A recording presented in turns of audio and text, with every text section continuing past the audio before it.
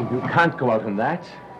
But I have to. You'd better wait inside until it lets up at least a little.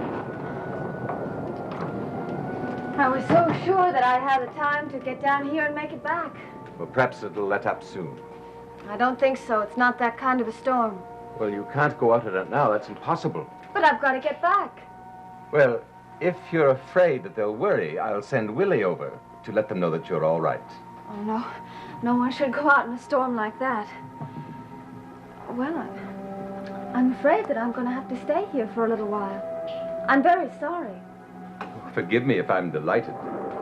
You are kind. Have you ever been in this house during a storm? One like this. This house was built for storms. What do you mean? This room is never more beautiful than when it's lit by lightning. Look. And the thunder echoing down the corridors. Yes, I see. It was for nights like this that this house was built. I think I know what you mean. Do you? Yes.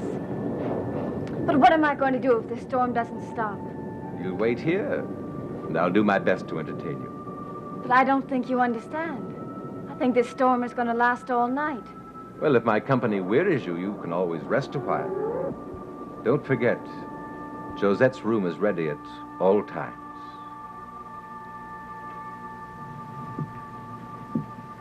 Yes, of course. Josette's room.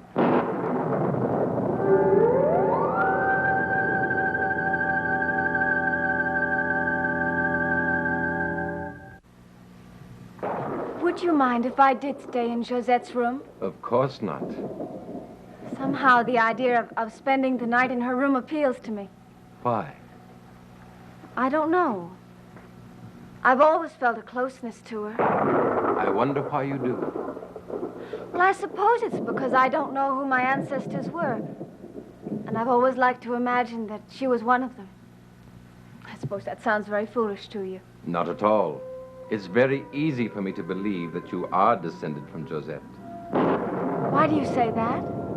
Well, because you're so much like her in so many ways. Well, not only because of your beauty, but because of your intelligence, your warmth, your generosity. You're very flattering. Only truthful.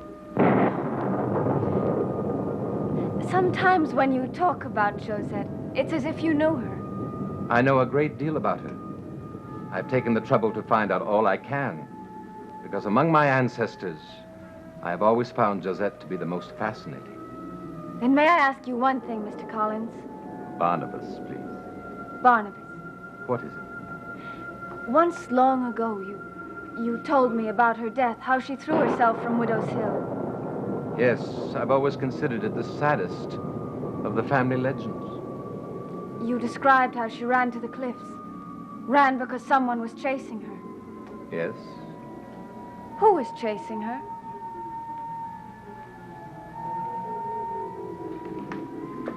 Her lover. The man who loved her more than anyone else in the world. Do you know who he was? Yes? Who? Jeremiah Collins. Her husband? Yes. Her husband was chasing her? According to the legend, yes. But then he must have done something to frighten her, to make her feel so desperate. Perhaps he did, intentionally or unintentionally. But I thought he loved her. The man who ran after Josette Collins that stormy night long ago loved her more than life itself. And yet he was responsible for her death. Well, he never intended for her to die, only to live. I don't understand a kind of love that ends in death and destruction. Perhaps Josette never understood him or the extent of his love. Well, I don't understand a love like that. If he loved her, then he wouldn't have frightened her. Perhaps. But I can't defend everything he did. Nor could he.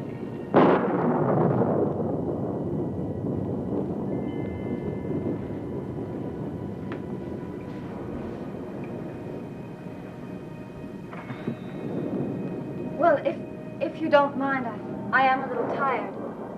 I think I'll go upstairs now. Of course. Vicky, Yes? I... What is it? Well, the storm seems to have lessened somewhat. Well, do you think so? I'm not sure. Do you think I could make it back to Collinwood? Possibly. I'd be delighted to accompany you if you wanted to go back. I leave it entirely in your hands.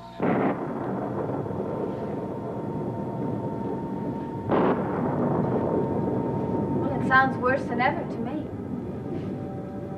Then you'd prefer to stay? I think so. If it would be no inconvenience to you. Of course it would be no inconvenience. I appreciate your hospitality. Of course. I'm sure that no one at Collinwood will miss me, so it's perfectly all right for me to stay here, I think, isn't it? Yes. I hope you find everything you need. I'm sure that I will. Good night. Good night.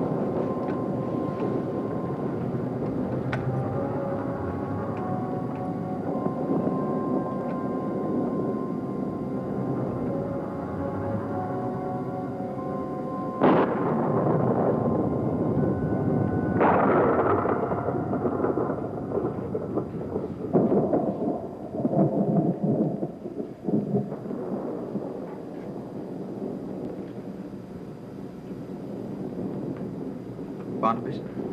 Willie, what are you doing up? Well, I heard the storm. I thought I'd better check to see if everything's all right. Well, everything is fine. I'll see that the doors and the windows are secure. Barnabas?